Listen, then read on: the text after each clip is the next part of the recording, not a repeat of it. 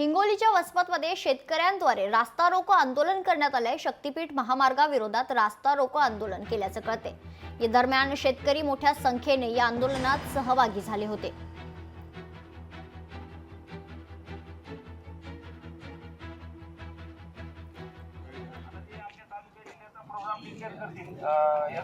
हे सर्वजण जमलेले आहेत।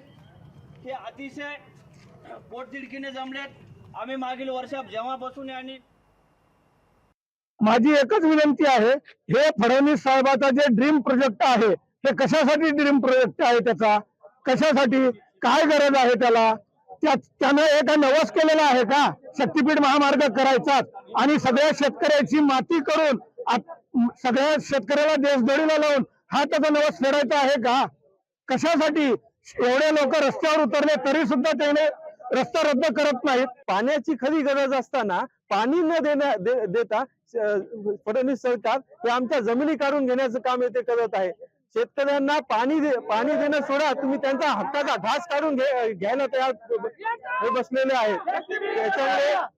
त्याच्यामुळे माझी शासनाला विनंती आहे की हा वसमत तालुक्यातील महामार्ग रद्द करण्यात यावा। जर तुम्हाला करायचा जर असेल तर पडीत जमिनीमधून करा, शासनाच्या वन जमिनीमधून करा।